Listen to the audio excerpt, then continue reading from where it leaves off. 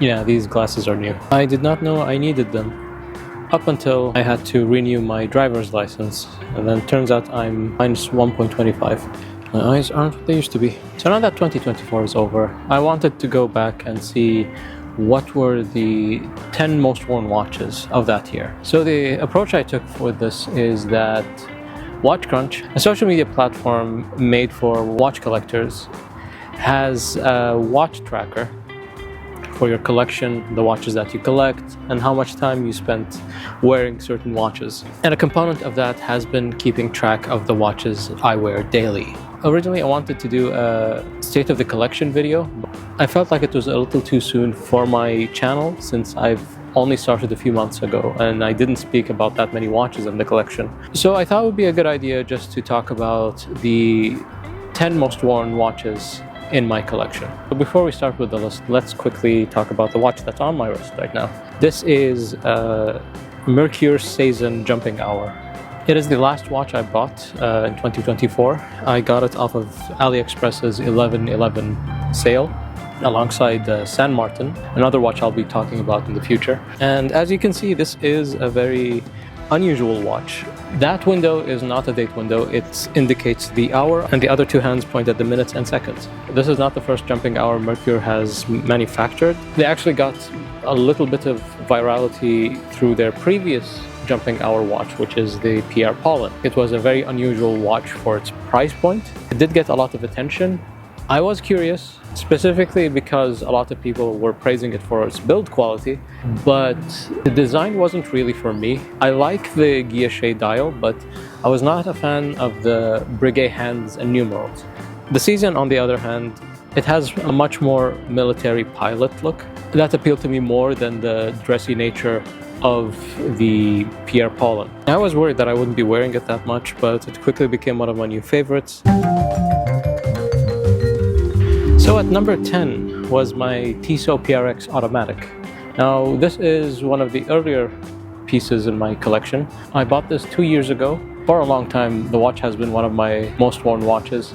At the moment, I don't wear it as much as I used to. Not that there's anything wrong with the watch, it's just that I just moved on from it, and now I'm reaching out for watches that appeal to me a little more than the PRX. But for a long time, it was a really fun watch to wear. I bought it around the time where I was a lot more overweight than I am now, and it fit my wrist pretty well. It was the 40mm case version, and after losing that weight, it became a little too large for my wrist, even from the number of times I've tried resizing. And despite 2024 being a year that blessed me with a lot of really good watches in the collection, but I kind of find it very impressive that the PRX was able to stay on the list despite not being worn as much anymore.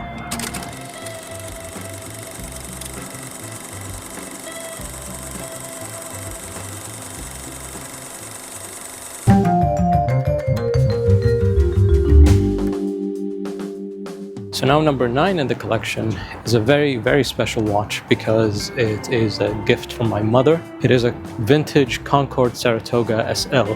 So this one is full steel. When she mentioned it to me, I had no idea who Concord really were.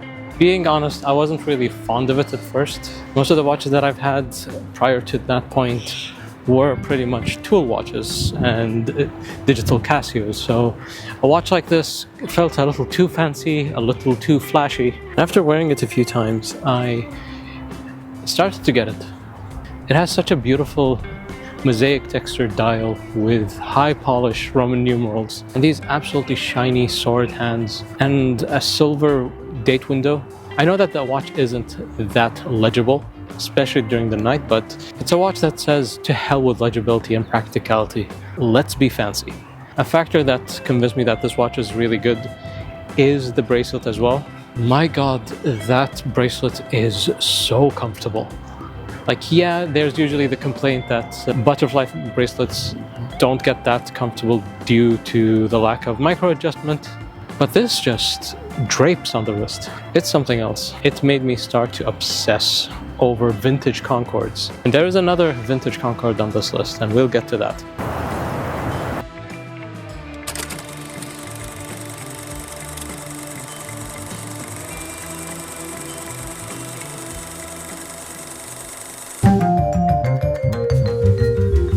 So number 8 is another gift from the family. This one is from my younger brother. On one of his trips, he asked me, do you want me to get you a watch? I'm like, yeah, sure. And since he was a big fan of Seiko, he pretty much mostly showed me Seikos. And the one that caught my eye was specifically this one. This is the Seiko 5 GMT SSK023, I think. Yeah, this is the only GMT in my collection. It has a toolish, fieldy look to it, which I do like.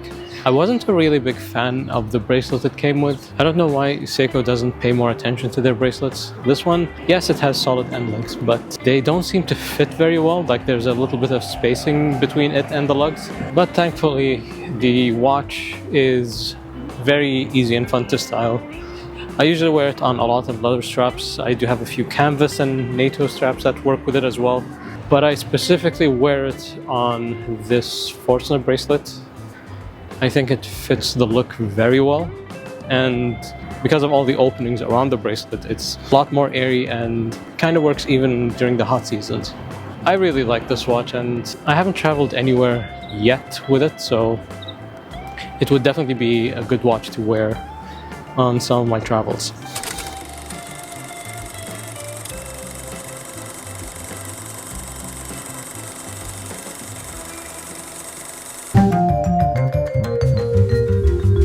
I'm back in the office. Number 7 is a collaboration between Spinnaker and Seconde, named the 50 Phantoms. Those who don't know who Seconde is, he is usually nicknamed the Banksy of the watch world, where he would take watches and modify certain parts of it to give more of a cartoonish, gamey look to it. This one in particular was a parody of the Blancpain 50 Fathoms, a watch that at the time was released as a collaboration with Swatch as well, following the success of the Moon Swatch. Obviously, since this one has a steel case and an NH35 movement, it is a lot better built than the Swatch 50 Fathoms. I really like the dial, and the watch itself is fine. It's nothing to write home about. The main sell is the dial with the tiny 50 ghosts, and there's another big ghost that's on the rotor. All of them glow in the dark, all of them are loomed. The watch itself is a pretty substandard fare. The bezel is stiff and is kind of misaligned, but everything else just seems fine. I wore this watch more than I thought I did in 2024.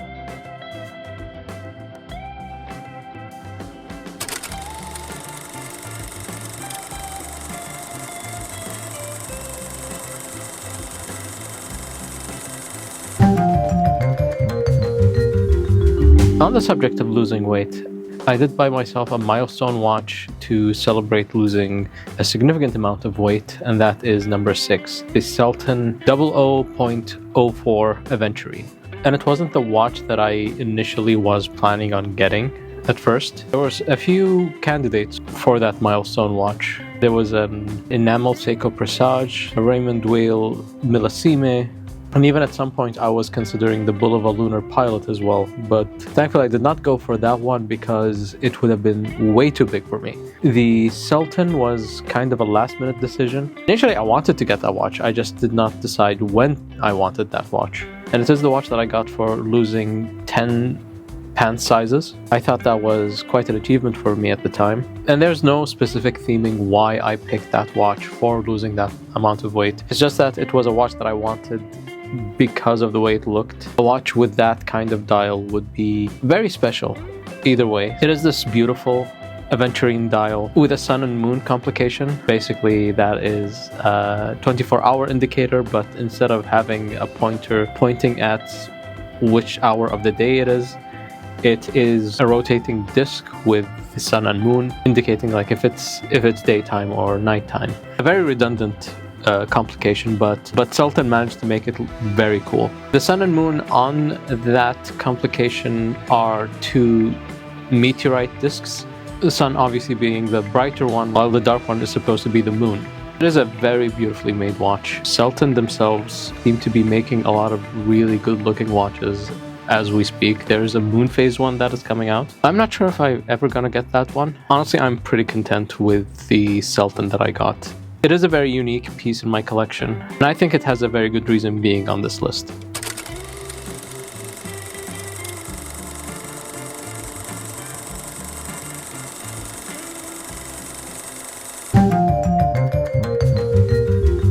Number 5 is a Traska Commuter 34 in Meteorite dial. I was eyeing Traska for a very long time, specifically since it was highly recommended by one of my friends. He has 2 of their watches. One of them is the GMT, while the other is their Ranger Explorer analog or homage, I'm not sure what to call it.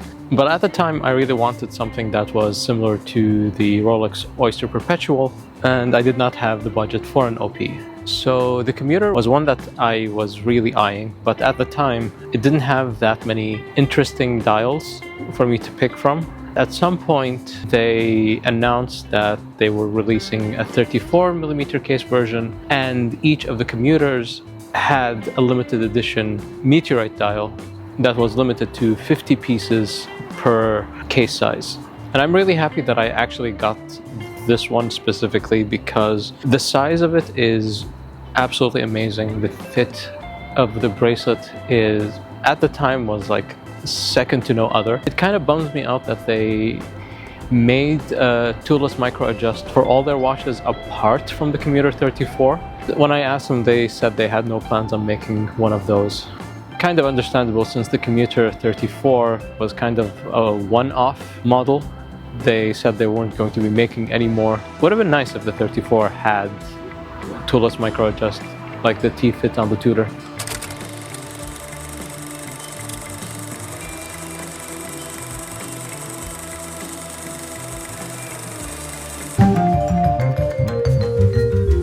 So I just left an event organized by the Dubai Watch Union. We met up with Swiss micro brand Arsène Lupin's, I'm not really sure how to pronounce that. Very interesting brand that I will talk a little more further with the footage that I've taken in a different video. For the time being, I went to the event wearing my 3rd most worn watch of 2024, and that is my neo-vintage Concord Mariner SG. This watch I obtained at the very beginning of 2024, and it is the first Grail watch that I've obtained. I say this without any hyperbole that it is one of the most beautiful watches ever made.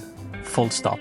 I love the way it wears. I think the bracelet and the clasp are strokes of genius. I love the way it looks on the wrist. I love how eye-catching it is from a distance and how even more beautiful it is up close. And I love how, like, even with the mixture of polished and brushed steel, it looks even better with the scratches it has accumulated over the years. This watch, I think, is from 1983. And when I got it, it was actually pretty grimy and filthy, which I went in and cleaned it up and everything.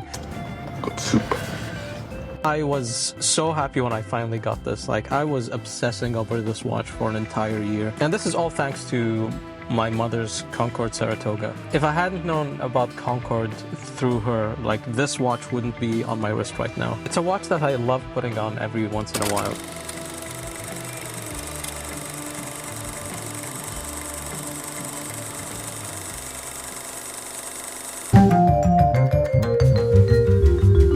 It's a few days later. I just stepped off of the treadmill. I bring that up because my 3rd most worn watch is this. This is the Casio Edifice ECB S100. And if you remember from my first video, I sold off my Casio because of a watch that had very similar functions, and it is this watch. I do believe that this watch has a similar module to the Casio. The only difference is the 9 o'clock complication, which rather than being a day pointer or whatever that is on the Bluetooth Casios, it has a physical 30-minute countdown.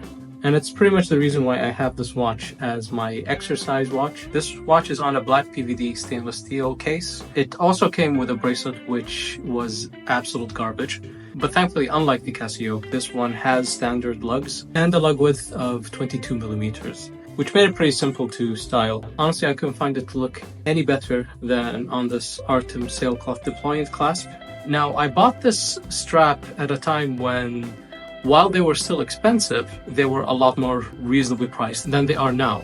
Right now, this same strap is just about the same price as this watch. But to be fair, I do think you're getting what you pay for with Artem. This strap is quite comfortable, and I do think it really fits this watch more than the bracelet it came with. Now this watch is only the third most worn watch in the collection because sometimes I do change it up when I go working out. Sometimes I wear my dive watches and use the diver bezel to count down. Sometimes it's the G-Shocks or the other digital watches that I have that I use for my exercising. But most of the time I usually use this watch.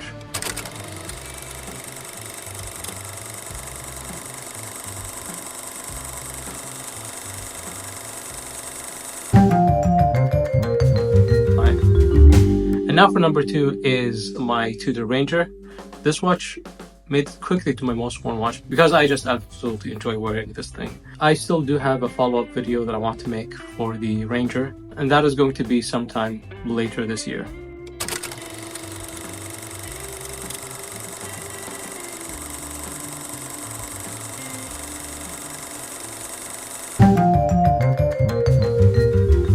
If you have been watching my videos from the very beginning, you would know the Citizen Promaster Eco Drive Dive has been my most worn watch. I probably haven't been wearing it that much at the tail end of 2024. One part of it is wearing the Tudor more, and another part is that I wanted to give more wear time to a lot of other watches that are in the collection. But this remained on top. And I kind of wish that I started this YouTube channel sooner so you would have a better idea of how much I've worn this watch. Most of my 20mm straps have been just to style this watch. I wore this to military training. I wore this around the time when there was a flood here in Dubai. A lot of times I just wanted to wear this watch, and a lot of days where I wasn't wearing this watch, the first thing I would do coming back home is to just change back to this watch. I still think this is an absolutely fantastic watch. Even if I don't wear it as much as I used to, I still wear it from time to time, and I'm reminded why this is such a good watch. And this watch has seen a lot of wear and tear. There was a time I accidentally dropped it on the hard floor a few times and that messed up the bezel, but I still managed to fix it and make it work good as new.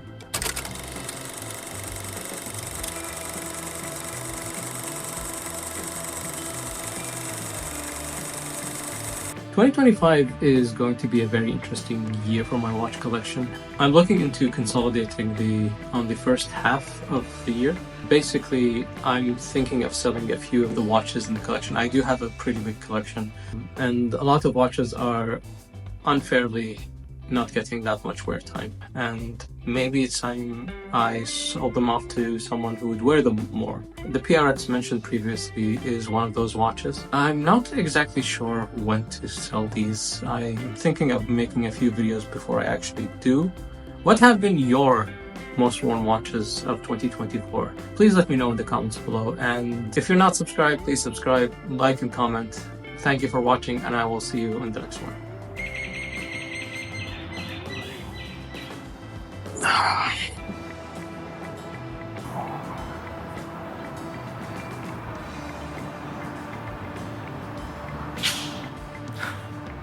There's a cat behind me, I don't know if you can hear it.